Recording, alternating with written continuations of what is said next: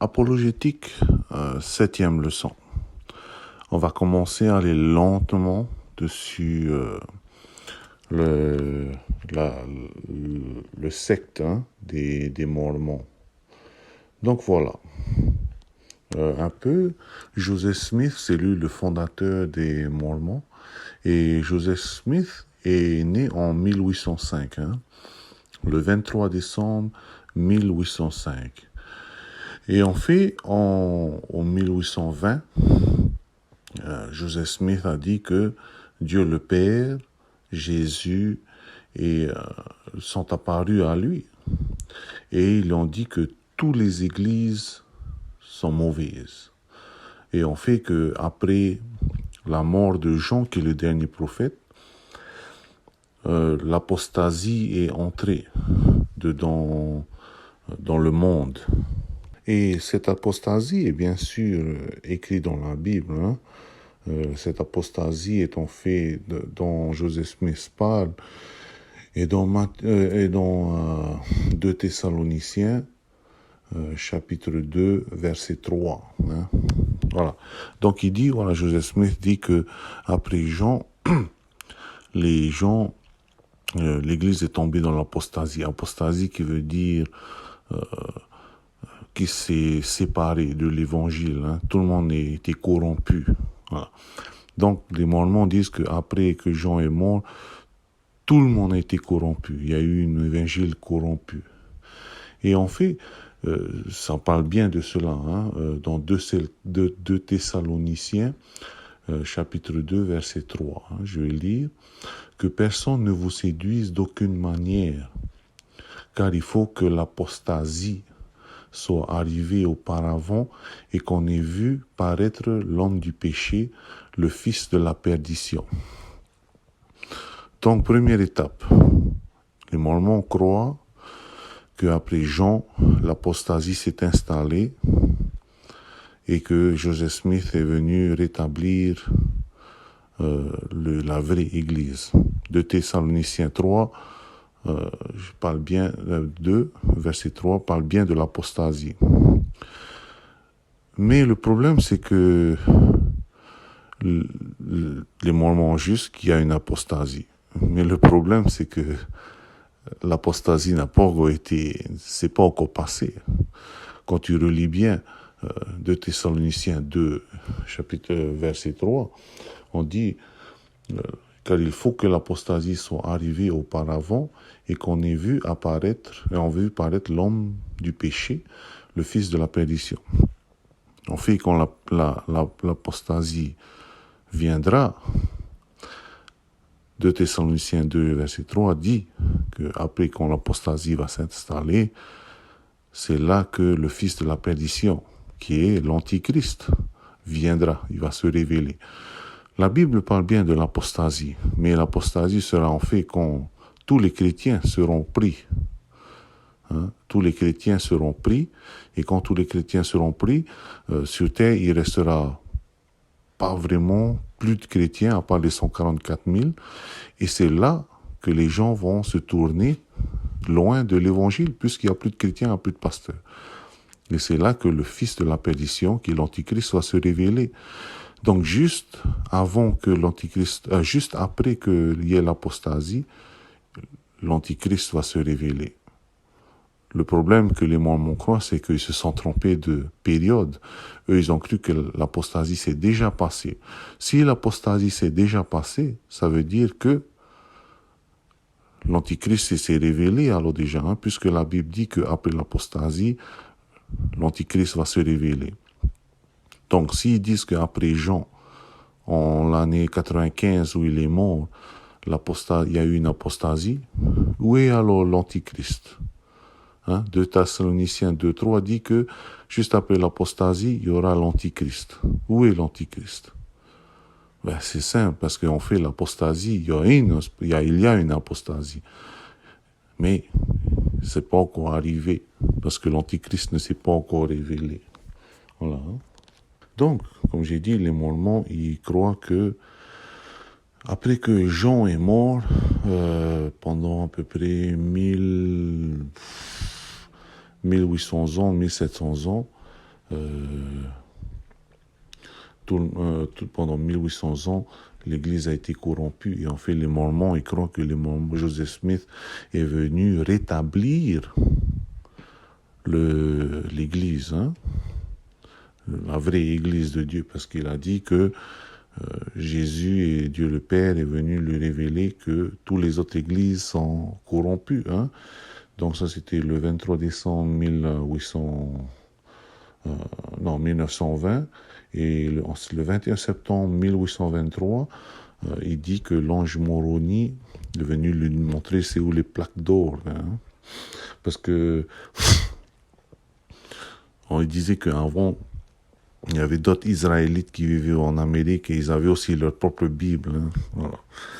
Voilà. Donc on revient. Donc, les Mormons croient que pendant 1800 ans, l'Église a été corrompue et que Joseph Smith est venu pour rétablir l'Église. Alors, venons à Matthieu 16, chapitre 16, versets 18 et 19. 18. Alors. Et moi, je te dis que tu es Pierre, et que sur cette pierre, je bâtirai mon Église, et que les portes du séjour des morts ne prévaudront point contre elle. Donc Jésus dit là,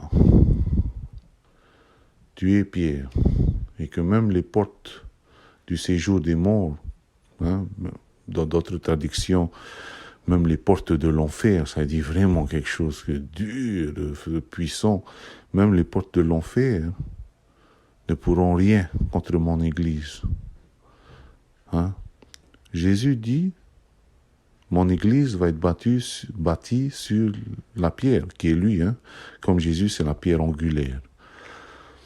Et sur cette pierre va être bâtie l'Église. Et que sur cette Église, même les portes de l'enfer ne pourront rien contre l'Église. Alors, maintenant tu as Joseph Smith qui dit que l'Église a été détruite et corrompue. Alors Jésus dit, rien ne peut, même les portes de l'enfer ne peuvent rien contre mon Église. Mais Joseph Smith a dit que l'Église a été corrompue. Il y a un des deux qui ment. Jésus a menti ou Joseph Smith a menti. Voilà, donc c'est tout, hein? C'est la seule explication. Hein? Bon, je prends Jésus, il n'a pas menti. Les portes de l'Église, hein, l'Église a gardé hein, tout ça. Et en fait, en 1949, je crois, hein, 48, dans les grottes du Qumran, hein, K-U-M-R-A-N, hein, dans les grottes du Qumran qui est près d'Israël, on a trouvé des parchemins qu'on appelle les parchemins de la mer morte. Hein. En fait, ce sont les vieux écrits presque originaux, et même l'Ésaïe, le parchemin d'Ésaïe et le parchemin de tout le Nouveau Testament, on a retrouvé intact. Et donc ils ont pris tous ces parchemins, ils ont lu dans le grec hein, avant, et ils ont comparé à ce que dit la Bible maintenant. Hein, sûrement avec le temps, bien sûr, peut-être il y a eu des mots qui ont été changés, peut-être on a changé le sens, peut-être comme les Mormons ont dit, la Bible a été corrompue. Donc ils ont comparé les parchemins originaux, hein, les parchemins de la mer morte, trouvés dans les grottes du Qumran, ils ont comparé aux écrits de la Bible actuelle, et bien, surprise, c'est exactement pareil. Rien n'a été changé après des milliers d'années. Donc, quand les Mormons disent que la Bible a été corrompue, c'est faux. Parce que la Bible maintenant d'aujourd'hui est aussi le même de la Bible des parchemins du 1er siècle, comme on a trouvé. Donc la vraie question encore est maintenant que l'Église mormone s'appelle l'Église de Jésus-Christ des derniers jours. cette appellation a été donnée en 1830. Hein. Ah, juste un autre truc, c'est que, Joseph Smith, il a trouvé les plaques d'or. Hein, et selon l'histoire du Mormon, c'est que Joseph Smith, il a trouvé ce livre d'or et il l'a mis en dessous son aisselle et il a couru à peu près 6 kilomètres avec parce que les gens le chassaient. L'or, c'est lourd. Hein? L'or, c'est lourd. Quand Joseph Smith a donné les mesurations de ce livre des Mormons, les plaques d'or, ces plaques d'or pesaient à peu près, on a calculé maintenant, Joseph Smith ne savait pas avant, mais l'or est plus lourd que le fer, l'or est plus lourd que le papier. Si tu prends un livre de papier que tu cours à 6 km avec, le livre en papier, ça pèse combien? 1-2 kilos. Mais un livre d'or de la même façon, de la même mesure que Joseph Smith a donné, ça pèse 120 kilos. 120 kilos. Alors, quand Joseph Smith, il a dit, il a pris les papiers, il a pris les plaques d'or, il a mis en dessous ses aisselles et il a couru 6 km avec 120 kilos, je sais pas comment il a fait. Je crois qu'il aurait dû venir à Tahiti faire du Hamon Ofail. Voilà, il a mis en dessous son aisselle, il a couru 6 km avec. Et il aurait dû aussi faire la course des porteurs de fruits aussi. Voilà, bon, qu'est-ce que j'en étais déjà? Ah oui. Bon, vraiment la question est, est-ce que les Mormons sont chrétiens? Ils se disent des chrétiens. Sont chrétiens, selon eux, parce qu'ils croient en Christ, mais comme les témoins de Jéhovah, ce n'est pas le Christ de la Bible. Le Christ de la Bible est éternel. Il n'a pas de commencement, il n'a pas de fin. Le Christ des Mormons, les Mormons croient que Elohim, qui est Dieu le Père, qui était en fait avant un être humain aussi. Alors après, il a bien suivi la loi, il est devenu Dieu maintenant. Voilà. Même Dieu le Père, lui, il était un être humain, il a un commencement d'après eux. Ils ne croient pas au même Dieu déjà.